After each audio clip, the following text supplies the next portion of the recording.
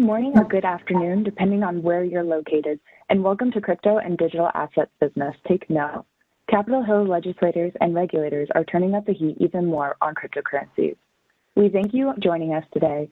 Please note that this event is being recorded and will be available on the K&L Gates Hub within 1 to 2 weeks. All attendees will be muted throughout the duration of this event. If you have any questions, we ask that you submit them by clicking on the chat icon on the right side of your screen and typing in and submitting your questions. Questions will be addressed by our panelists when time allows. If speakers are unable to respond during the webinar, we will collect and send written response to all participants shortly following this event. And with this time, it is my pleasure to introduce our moderator this evening, Judy Reinhardt, a partner in K&L out of New York office. Judy, please begin. Hi, everyone, and welcome to our crypto and digital asset business. Really, it's a panel discussion. We put this together, this idea together, just a couple of weeks ago when we saw everything gearing up on Capitol Hill and state capitals, regulators, legislators, and everyone now is focusing on digital assets, cryptocurrencies, Bitcoin, and I don't know how many there were actually in the Miami Bitcoin conference just now, but you could see it there. It was palpable. There is so much happening. And one of the most important things that we think, the message that we need to get out to everyone is that now that you finally, I mean, it's been happening, but now you're really under the microscope. Regulators, legislators are looking at you, and you need to pay attention, and you need to be heard. Our voices need to be heard in this nascent, strong, and very changing industry. And so we now are going to touch on some of it's just an hour long. There's actually a lot to cover. We are going to go through some of the hot issues that we see. And again, we invite you to submit some questions. Even if you can't get your questions answered during this time, we're going to get back to everyone with answers via email. So what we're going to start off first is introductions, and then we're going to dive right into the hot topics. I am Judy Reinhardt. I'm the co-chair of our blockchain group with Margaret Rosenfeld. I've been a payments lawyer for 30 years, and this is really a mind-blowing times when it comes to digital assets and cryptocurrencies. We've got an amazing team of lawyers here who can walk you through what is happening. What we're first going to do is go around the table and have my colleagues introduce themselves. So let's start with my friend, Margaret Rosenfeld. Thanks, Judy. As Judy mentioned, I co-chair our global blockchain technology and digital assets practice, and I've been active in the space since 2015. We did head down to Miami together, attended Bitcoin 2021. I was able to stay over and go to some very large NFT events with artists down there. Happy to be wearing my new NFT necklace for today. And in terms of my background, I have practiced law in Tokyo, London, and Frankfurt. I'm now based out of New York and Research Triangle Park, which is in North Carolina. I work with companies on corporate and finance matters, experience with public companies, financings of all sorts. Also do a lot in IP, business modeling and strategy. Finally, working with a lot of companies regarding ransomware as well. And I'm going to turn it over to Jeremy to introduce himself, and he's out of our San Francisco office. Thanks, Margaret. I'm Jeremy McLaughlin. I'm a partner in the San Francisco office. I come to the digital asset cryptocurrency space largely from the payments side. I'm a payments fintech lawyer. I work with Judy a lot. But most all of the cryptocurrency companies that have come our way, we help them on I focus on a wide range of regulatory compliance issues. A lot of state money transmitter and anti-money laundering analysis, FinCEN analysis, and just general consumer protection laws at the federal and state level. And now I will turn it to my colleague, Dan. Thanks, Jeremy. I appreciate it. My name is Dan Cohen. I'm an associate with K&L Gates in our DC office. I am a lobbyist who represents a wide range of financial services companies and trade associations on Capitol Hill and before various regulators. I also work with Judy and Jeremy, advising many cryptocurrency and fintech companies on state and federal money transmission issues, a little bit of securities issues, and I have a background counseling banking clients on everything from chartering, conversions, acquisitions, and compliance with the National Bank Act and the OCC's regulatory framework. And with that, I turn over to my good colleague, Steve, for his work. He's also here in DC with me. Thanks, Danny. Hi, everyone. My name is Steve Humanick, and I'm a partner at K&L Gates in the Washington and Chicago offices. I specialize in futures and derivatives markets issues, and that includes regulatory compliance and enforcement matters. Just a little background, I began my career in the late 90s at the CFTC in the enforcement division, where I worked on market manipulation cases, including those in the wake of Enron. Then the financial crisis happened, and I had the opportunity to work as a special counsel and policy advisor to one of the CFTC commissioners, Scott O'Malia, and that was during the passage of Dodd-Frank. I was then the general counsel and compliance officer of a registered derivatives exchange with the CFTC, and I've been in private practice for the past 8 years. And I have a really diverse practice focusing on clients both here in the US, but also on a cross-border basis. And clients range the spectrum of market participants from asset managers to swap dealers, brokers, and I also do work for exchanges and clearinghouses. And in terms of digital assets and cryptocurrencies, I help clients with product development and regulatory treatment, compliance setup for the trading of digital assets, building and maintaining exchanges and clearinghouses for digital assets. So I'll touch upon some of those issues shortly, but I'll turn it over to Mary Burke Baker to introduce herself. Good afternoon, everybody, and thanks for joining us. My name is Mary Baker. I'm located in our Washington, D.C. office, and I lead our tax policy practice and co-lead our opportunity zone practice. I'm involved with all sorts of tax reform and tax policy issues, international, domestic, individual, corporate, and also spend a lot of time on tax administration, in large part because I spent a good part of my career at the IRS in a variety of technical and senior management roles. And then I moved over to Capitol Hill and worked on Senate Finance Committee for 6 years for Chairman Baucus. So I'm just kind of a tax nerd, so that's my angle here this afternoon. And relevant to this discussion, when I was at Senate Finance Committee, I managed several major financial information reporting bills, including FATCA, don't throw tomatoes at me, broker information reporting, third-party information reporting, and all of those, as you'll see, will become relevant for purposes of today's discussion.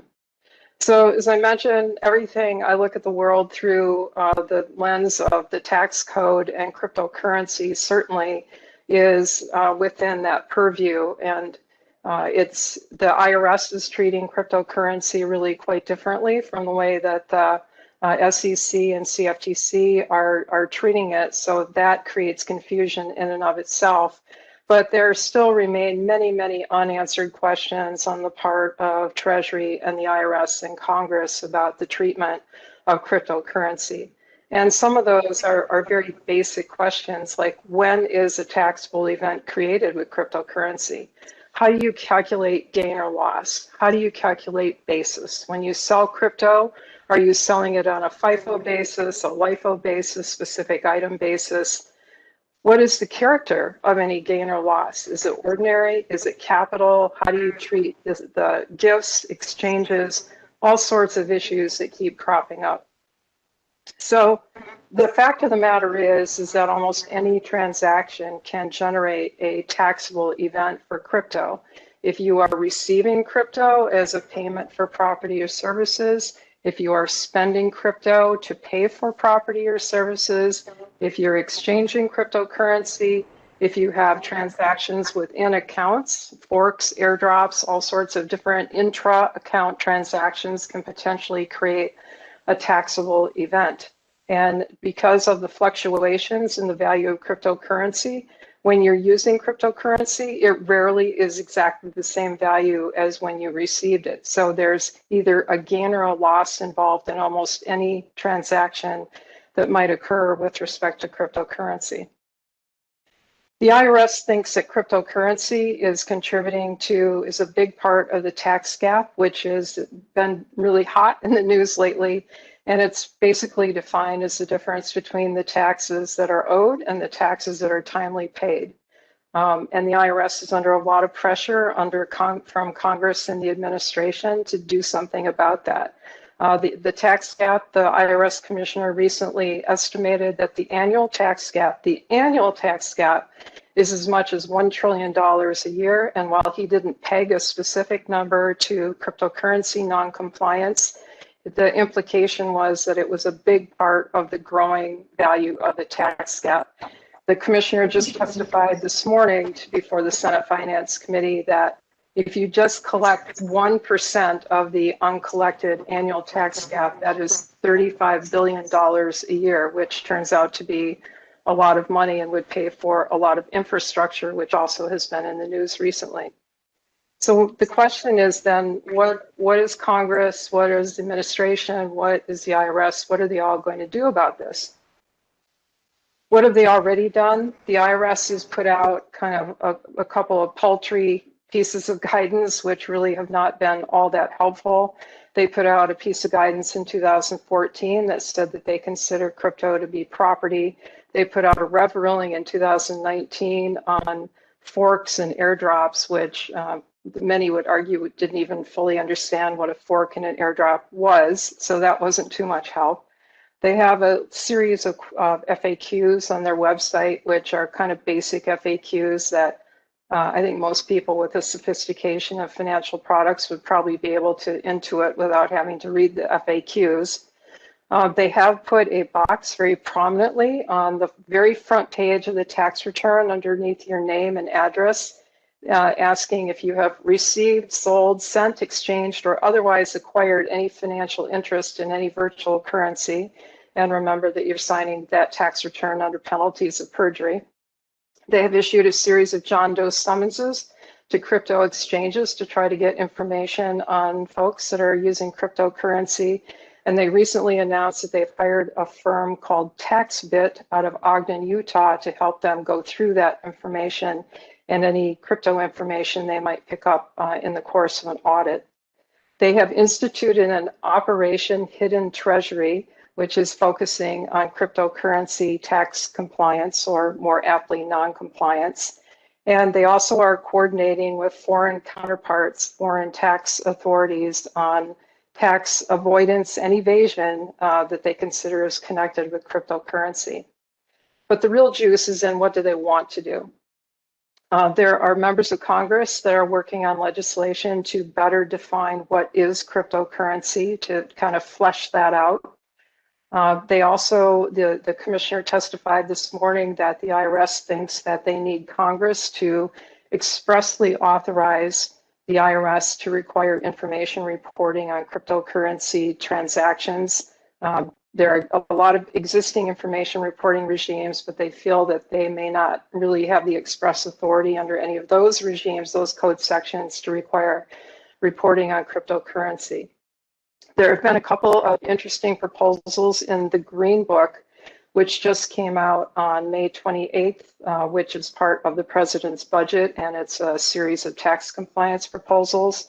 And one of those, which is much broader than crypto, but includes crypto, would require any financial institution, which would include a crypto exchange, to report to the IRS all of your inflows and all of your outflows of your financial accounts. Yes, you heard me correctly.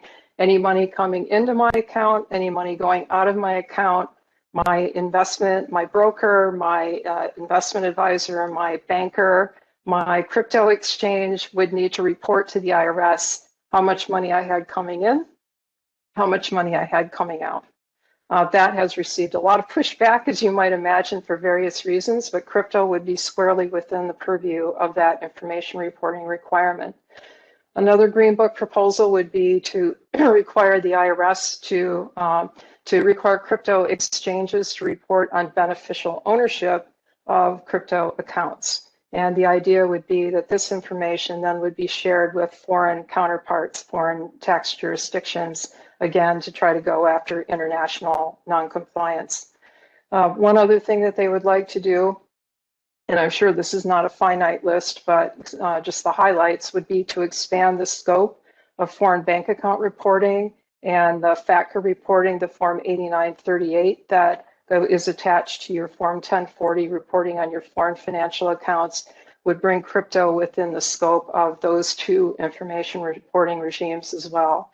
So you can see the whole goal is to kind of create this web where it's almost impossible, even though the exchanges may be and the blockchain may be designed for anonymity, that they're trying to counter that as much as possible to be able to follow these transactions. So what is the point of me telling you this? You might recall at the top of my remarks, I said that when I was at Senate Finance, I managed all these major financial information reporting bills. And before we started work on them, all the stakeholders, the impacted stakeholders said, no, that's not going to happen. We're going to fight it. We're going to push back. It's never going to happen. Well, guess what? They're all in the Internal Revenue Code now because Congress needed money. That was the primary motivation, was that they were revenue raisers.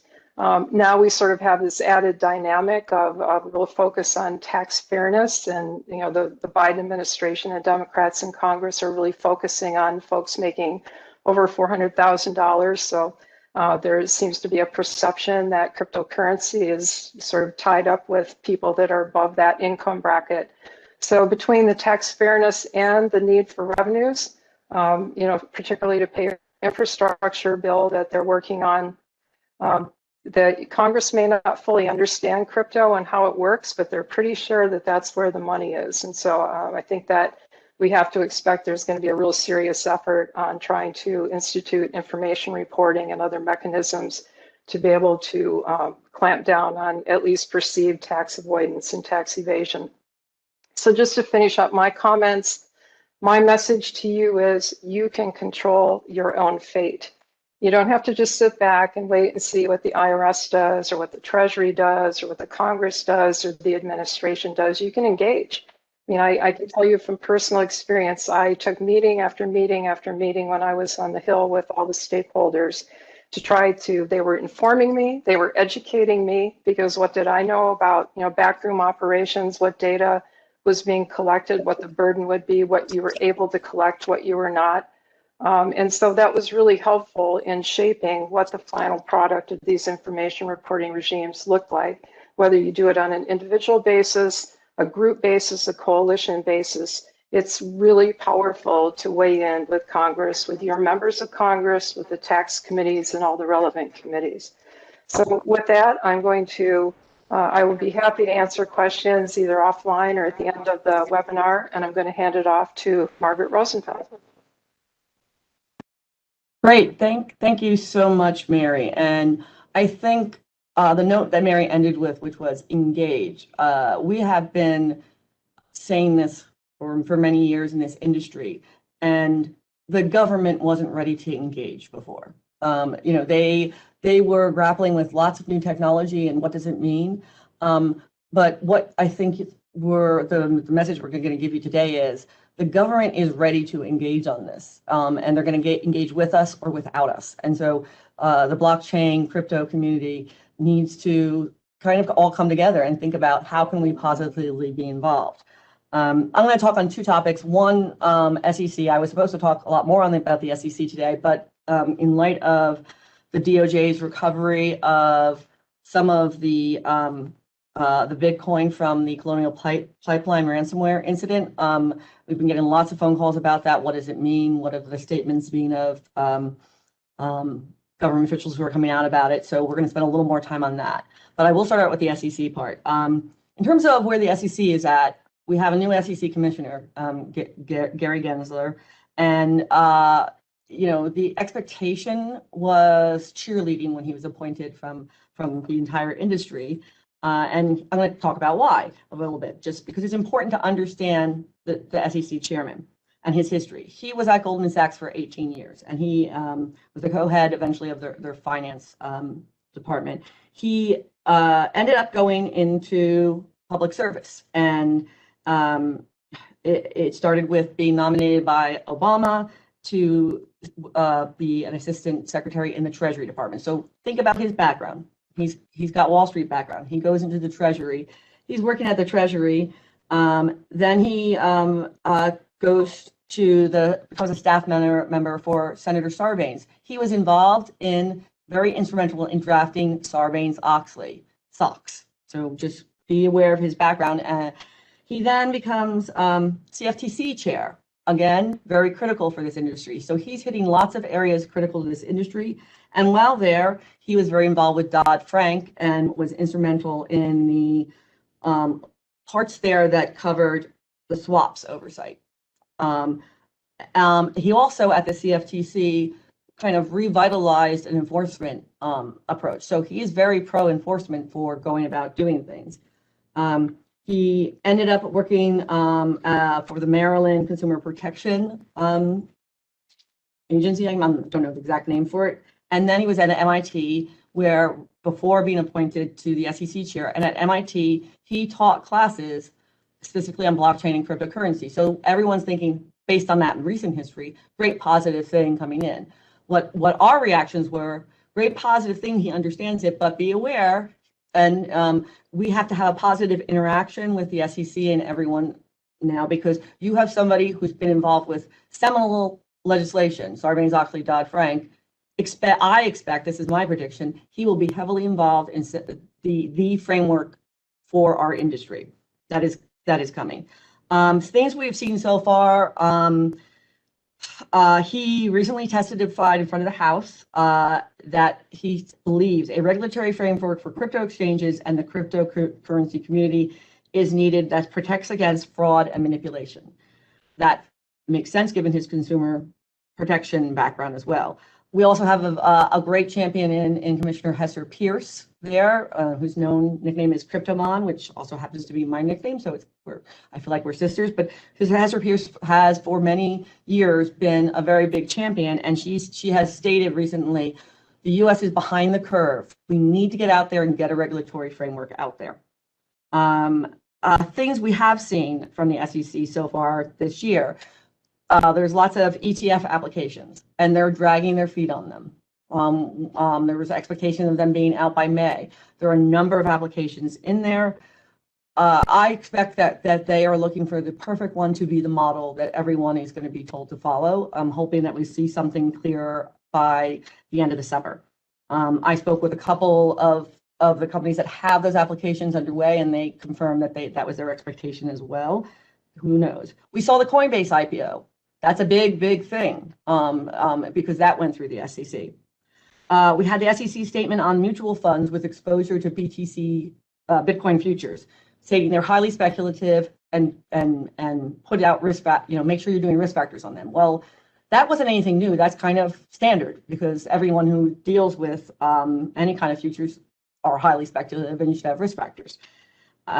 The big thing that I think, other than being heavily involved in a framework that's coming, is in the ESG area, and that involves the SEC is working on rules to add required disclosures of public companies on ESG, and they said this is a central focus for them this year.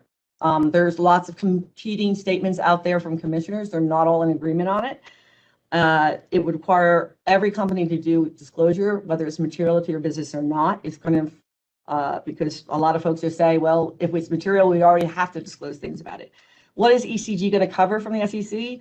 Diversity, equity, and inclusion, climate change, human capital management. The climate change part is going to be key to a lot of the public companies involved in this industry, the mining companies out there.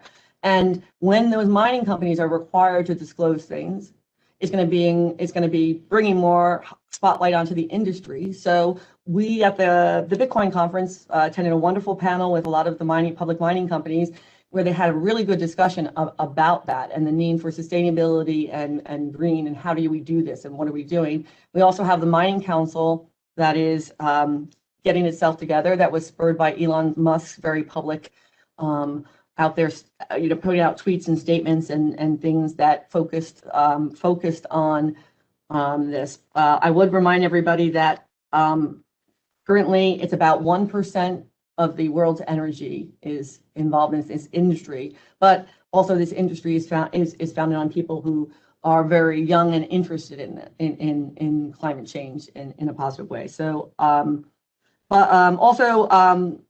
Danny, you want to just chime in on what the White House is doing in this area, because that also will impact companies? Yeah, happy to. On the climate change sustainability front, President Biden issued an executive order a few weeks ago directing various executive branch organizations and officials to start putting together reports on how do we identify, assess, and mitigate climate risk financial factors to the government's assets and their liabilities, how to promote more public and private investment in green infrastructure and greening of the financial system. Similarly, the Federal Reserve has spent a lot of time looking at climate scenarios, climate risk. But a big part of the Biden executive order that's kind of worth noting is it directs FSOC, which is the Financial Stability Oversight Council, to put together a report about what each of the constituent members are doing to help disclose climate-related financial risks in their areas of jurisdiction. FSOC is made up of all the major financial regulators, so the SEC, CFTC, the Fed, OCC, FDIC, and the chair is Secretary Yellen of the Treasury. So it's not a regulator. It doesn't have enforcement or supervisory authority, but it is tasked with putting forth for the government areas of key systemic concern. And what the Biden administration is doing with this order and through FSOC is making sure there's a coherent, united plan across the financial regulators on climate-related risk disclosures. And to the extent any companies in the space are public, want to go public, climate disclosures is going to be part of your reality. It's something investors are concerned about. It's a cause célèbre.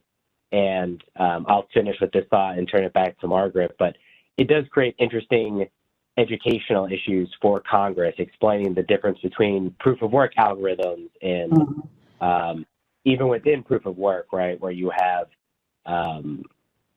equihashes to make calculations easier versus ever increasing difficulty and how much energy that uses versus proof of stake concepts, and whether the move to different algorithms are more sustainable, more climate friendly. I just don't think there's a real understanding of that in Congress. And that's why you see mostly talking points about how much electricity Bitcoin uses, how it's not friendly, how it's not efficient, and the information asymmetries, as people don't know how much electricity it takes to power our U.S. fiat. And there's just no way to know that. So things to be looking out for. Thanks, Dan. And I just want to say, it makes me so happy to have somebody in our, and Dan's not the only person, but people in our lobbyist group who actually understand the technology, so they can go and explain it and explain parts of it in climate change, for example, and how it works, and where there's a lot of myths about the energy parts of this. So it's really great that we have folks in our lobbyist group who have gotten engaged in learning about this as part of our global practice. The last thing on the SEC just to be aware of is, of course, the Ripple case. We're assuming everybody who's watching this has some general knowledge about what's going on there. I'm not going to go into the details of the Ripple case, but just to give you an update, the SEC has warned all the holders of Ripple out there who have been interfering with the case to stop, and they might take actions. And they have taken some enforcement actions. They're not public, but we're aware that they have taken, are starting to investigate the people who are doing that. This is because Ripple has a website and platform, and they're being very proactive and aggressive on this. Why? Because this is the seminal case. This is going to be the case. Ripple has a former SEC commissioner who is on their legal team. What we expect here, if the SEC doesn't win this, it's a huge sigh of relief. It's going to be, this is going to be the decision of our industry from a securities perspective. If the SEC wins it, it's going to establish their scope of authority on this. Stay tuned, because June, July, August, we're going to be seeing major parts of this come out. I think there could be a split the baby. I'd be interested to see what Jeremy thinks. He's one of the former litigators, retired litigator, but I think there could be a split the baby decision somewhat, but but Ripple will be the case. I'm going to turn now to ransomware. And the reason is, yesterday, the Department of Justice recovered 2.3 million of the 5 million ransom in Bitcoin that the dark side, which is the name of the group that hacked the Colonial Pipeline, the dark side had. So I will say this shows the power of blockchain, because they were able to track that through the wallet. So, because of the transparency that is in there, they could track that, and they got a court, and they have recovered that. We've had a lot of highlight on ransomware over the last 2 years, and there's a Wall Street Journal editorial about a week and a half ago by a Duke professor who I know, and he has advocated that the way to solve the ransomware problem is to ban Bitcoin, because it's increased because of Bitcoin. So there are those who have that viewpoint. Today, and I'll talk quite a little bit of all the areas where you can have impact on things. Today, Senator Warren, who's a Democrat from Virginia, and Senator Blunt, who's a Republican from Missouri, and they're both on the Senate Intelligence Committee, came out and, in light of the DOJ recovering this, and said, and this is what Warren said: there are some good things coming out of distributed ledger tech, but we're seeing now the dark underbelly. So Warren understands the tech and has been someone who has been open to talking to people, but he is also someone who's on the Senate Intelligence Committee and is concerned about those parts. Just so you understand, the ransomware is not just, we're used to the historical hacking and stealing data and taking and doing something with it, credit card members and using their credit cards. But really what ransomware is coming about even more and more is disrupting services, which is what happened with Colonial Pipeline. And this is a critical infrastructure. So the government's focus on this is going to become intense, we believe. The East Coast was basically shut down in terms of gas. The Colonial Pipeline supplies half of the gas, jet, and diesel for the East Coast. I live on the East Coast.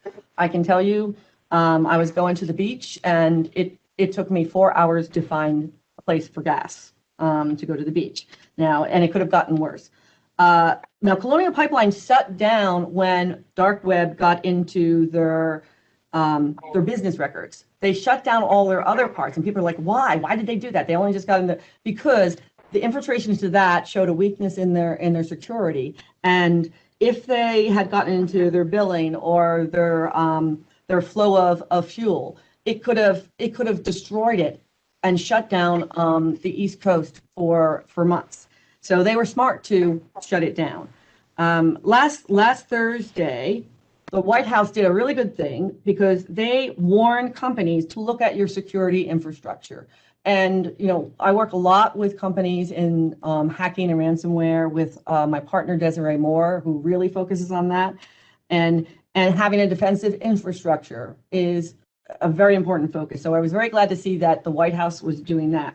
This is on top of the national security agenda right now.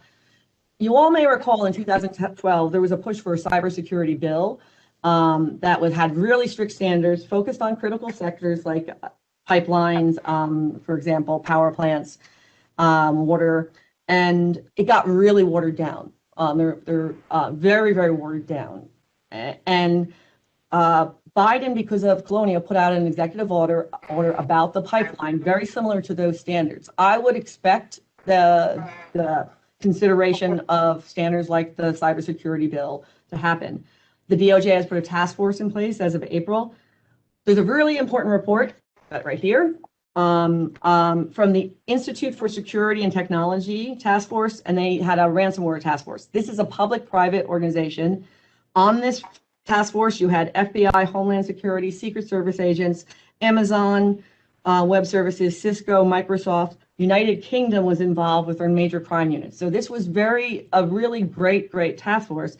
And they have a proposed rule framework on this. It addresses a lot of things. It does address cryptocurrency, expanding KYC to crypto exchanges, tougher licenses on processors,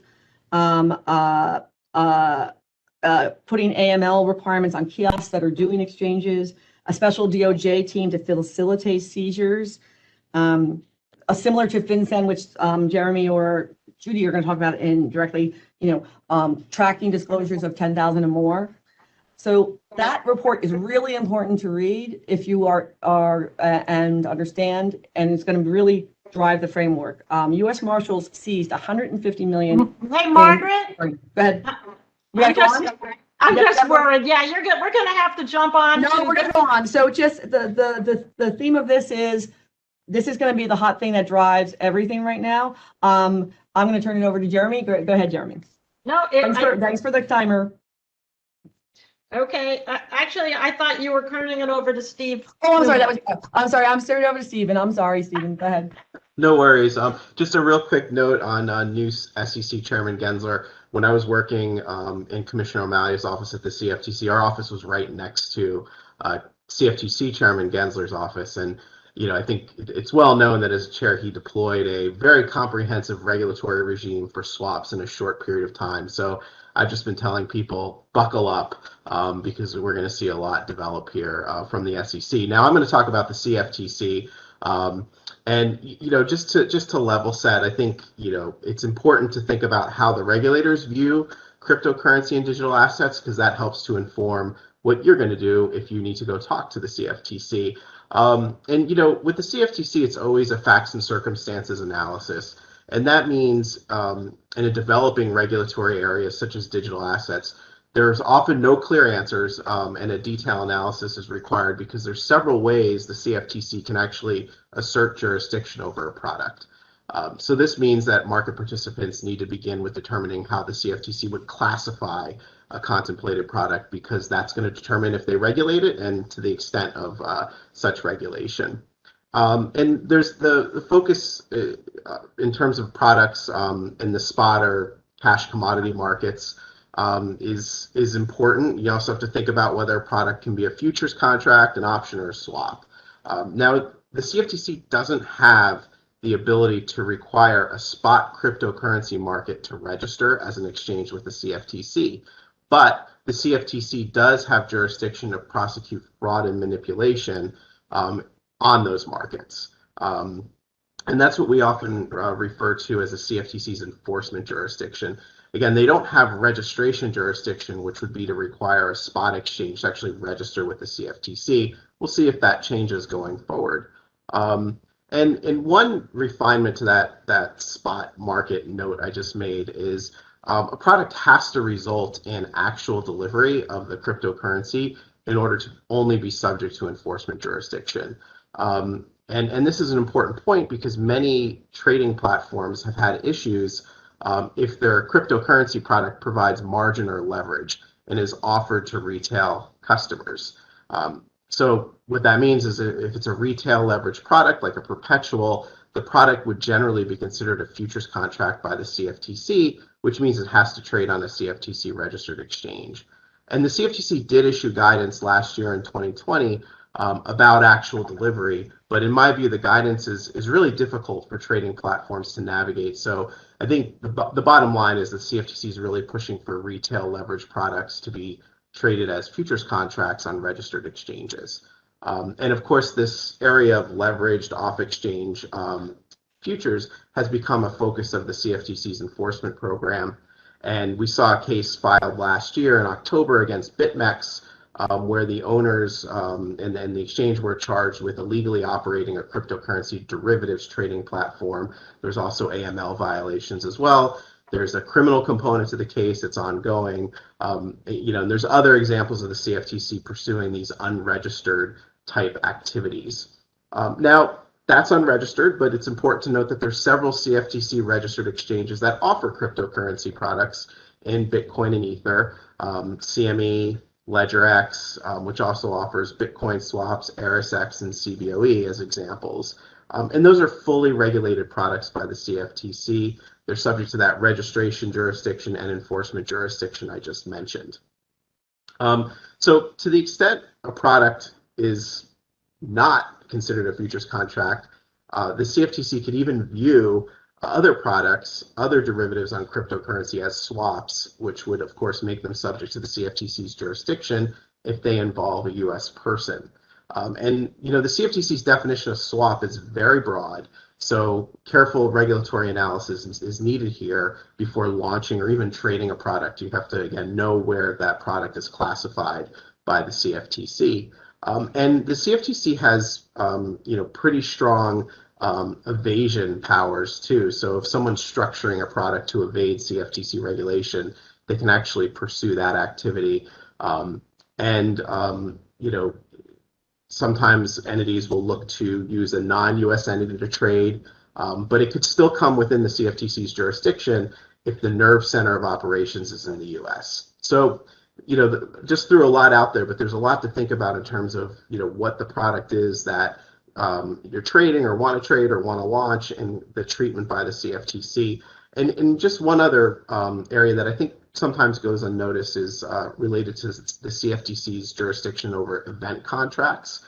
And the CFTC can actually reject a derivatives contract based on an event if it involves gaming, among other activities. And we saw, as a result of Dodd-Frank, that Congress gave the CFTC the power to prohibit certain event contracts. And they said that their certain event contracts, particularly those involving gaming or gambling, are contrary to the public interest. So they provided the CFTC with authority to deny derivatives that relate to certain events. And the CFTC actually recently denied certification of several contracts on ErisX that related to NFL futures. But again, the CFTC said that those constituted gaming. So I think there's just an important other note there, that when the CFTC looks at derivatives contracts, there can be this potential gaming component, in addition to any state laws around gaming as well. So again, the punchline is not only do you have to look at the CFTC law and regulations, but you're going to need to look at states as well. So I think, just kind of wrapping it up quickly here, what does this mean to everybody watching the webinar today?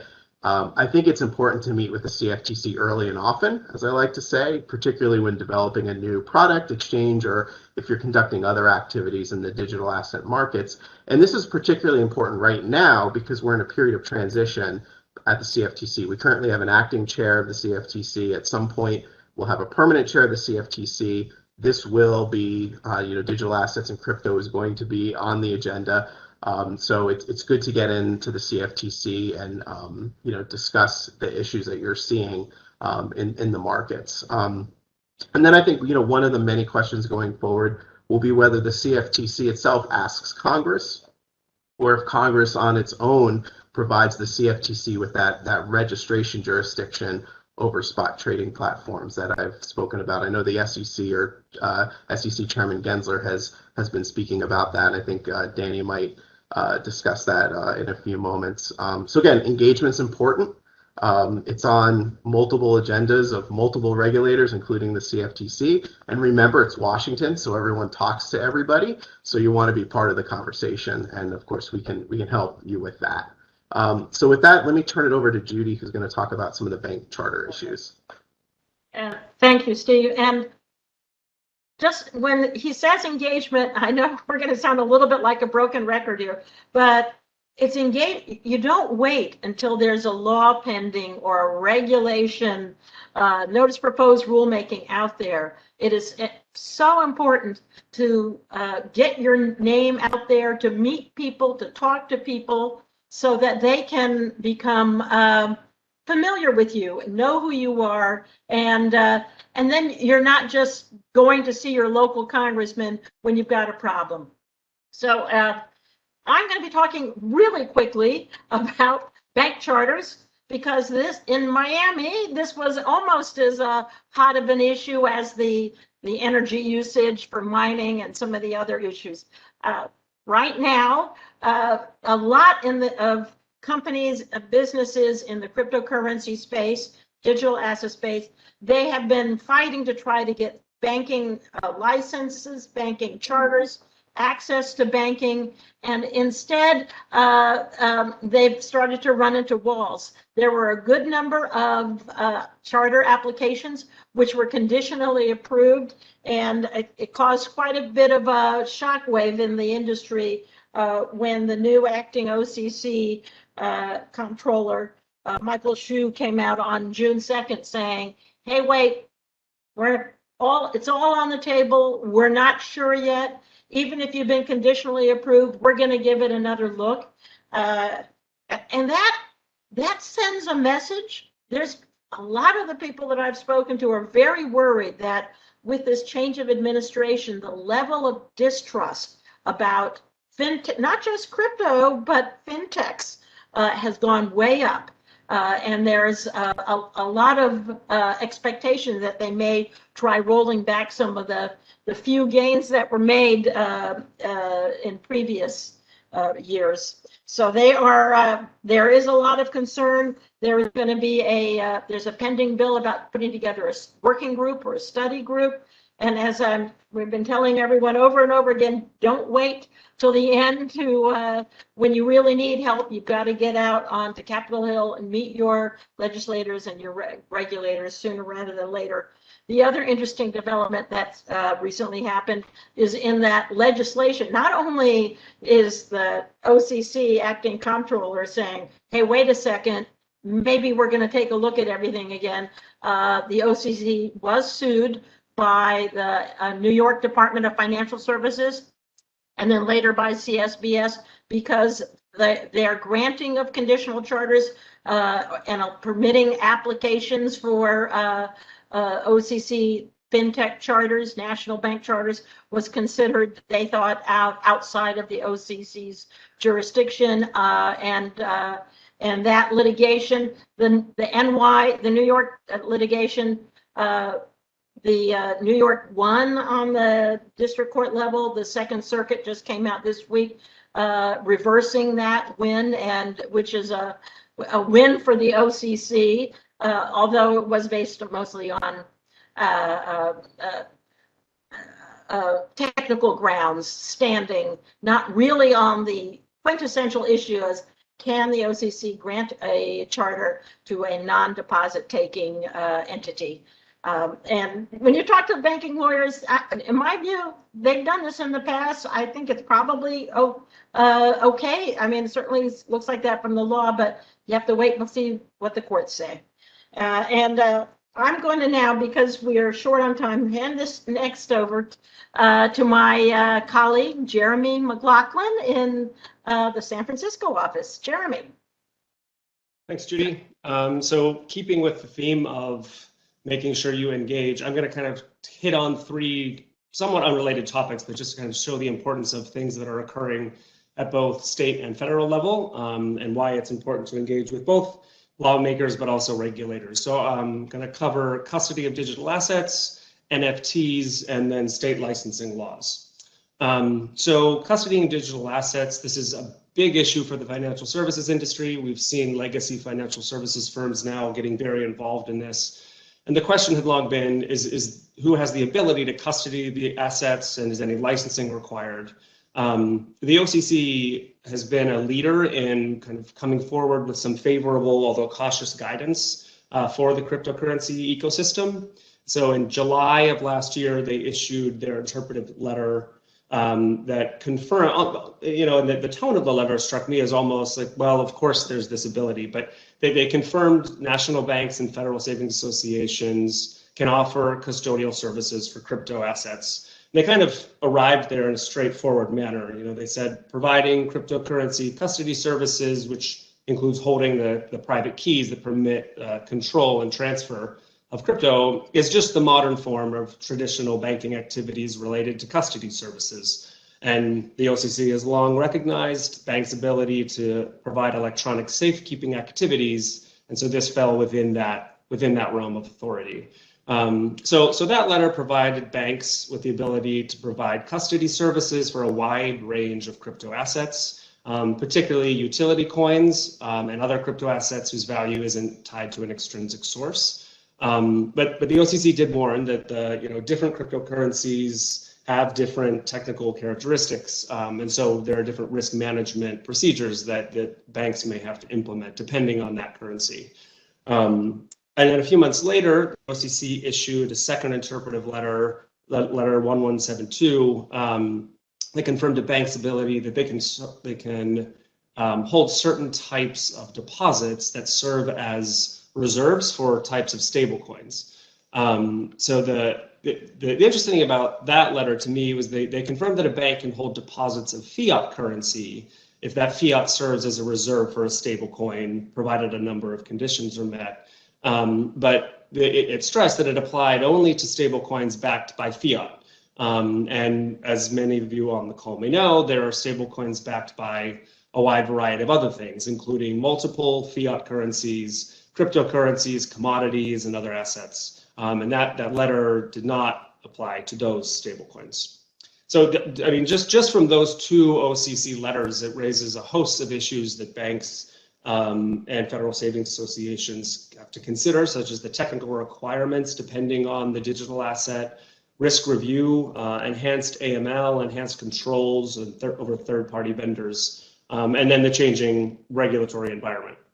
And the OCC's developments kind of post-dated for a while because banks were hesitant to get into this space because the OCC hadn't provided guidance. There were a number of state-chartered trust companies that had been providing these digital custodial services, and those still exist, and that industry is also growing. But at the federal level, the OCC isn't the only federal regulator addressing digital custody of digital assets. Late last summer, a bipartisan group of House members wrote to then Chairman Clayton, urging the SEC to address the issue of whether broker-dealers can provide custody of digital securities.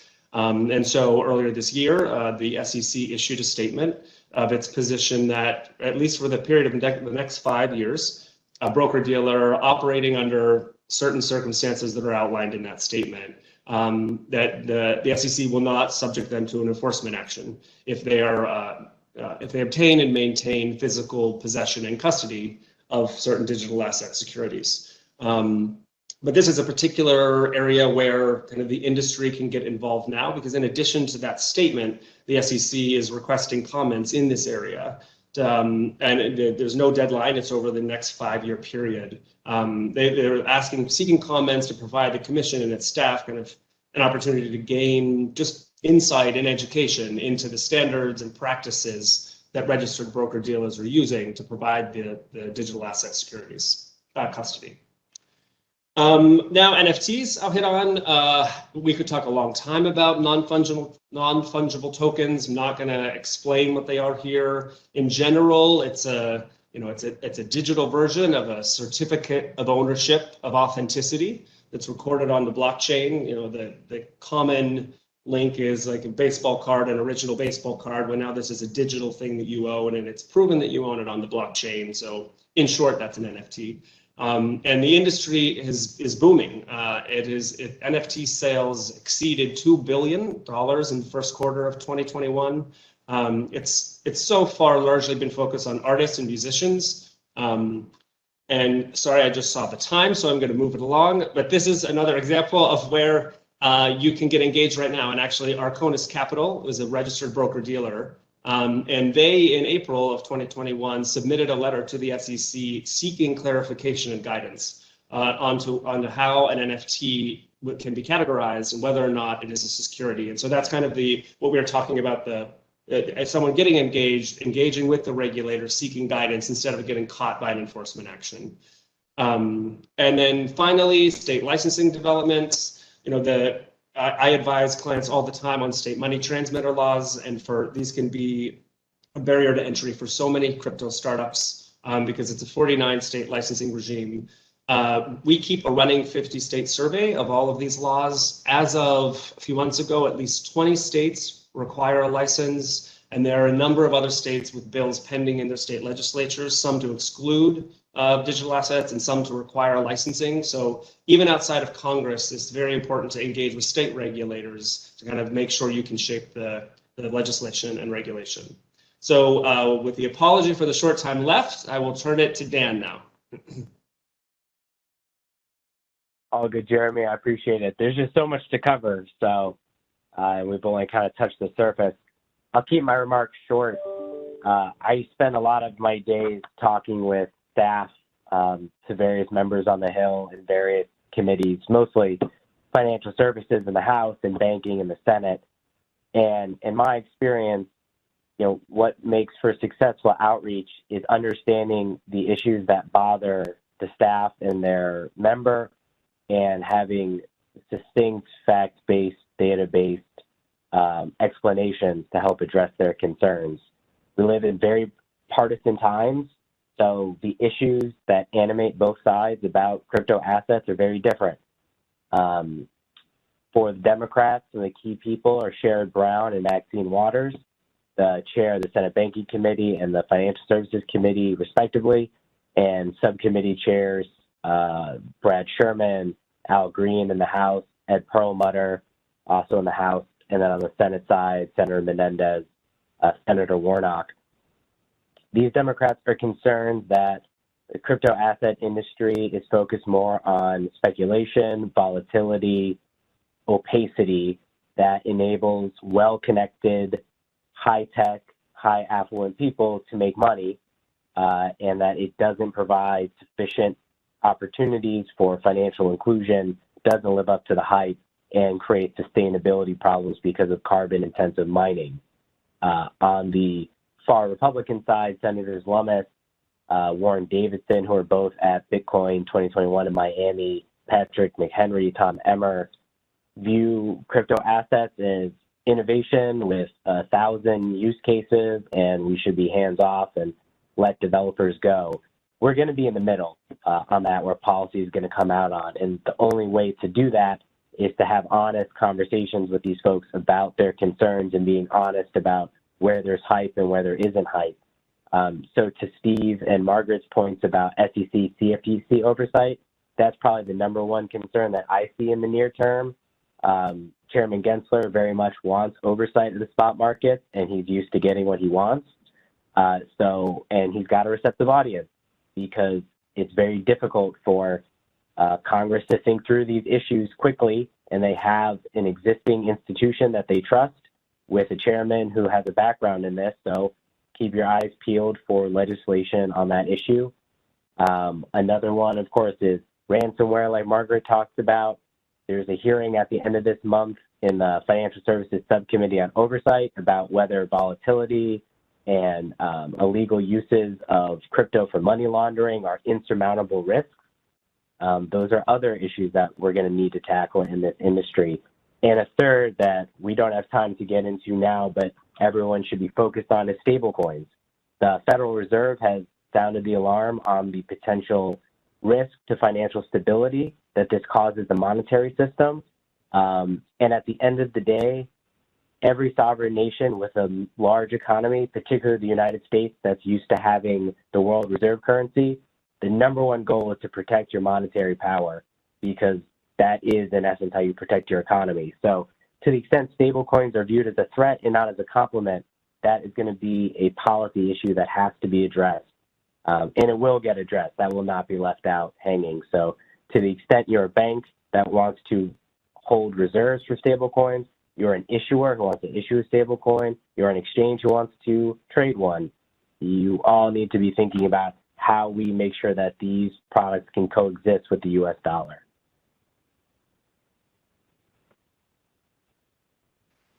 I'll turn it back to Judy. Well, thank you. And we are, this is a little bit of a scary kind of a panel discussion we've been having, but there is both something to be a little anxious about, but a lot of opportunity as well. We're going to end, I'm going to ask each of the speakers to like 2 or 3 words, really, just keep it extremely short. What you think is the top biggest threat facing the nascent cryptocurrency digital asset industry. And I'm going to call on people in this order. First, Mary. That's a tough question to answer, but I would say just the perception from a tax perspective of non-compliance, and that there's just a lot of non-compliance, and they need to do something about it. Margaret.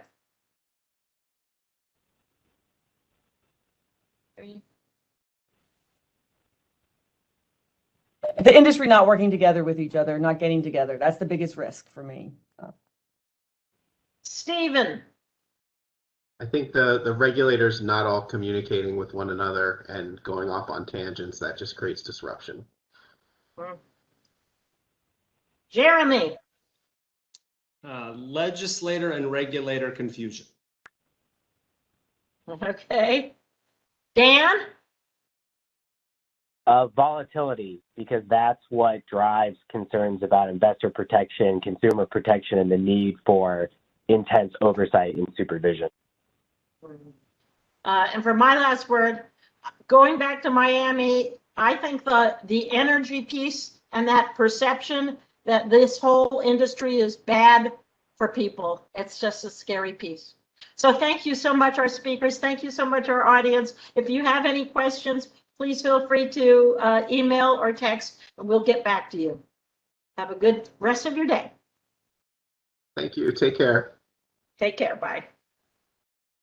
Thank you for that informative presentation, and thanks to everyone in the audience for joining today. This concludes today's program. We hope you enjoyed. Have a great day. You may now disconnect.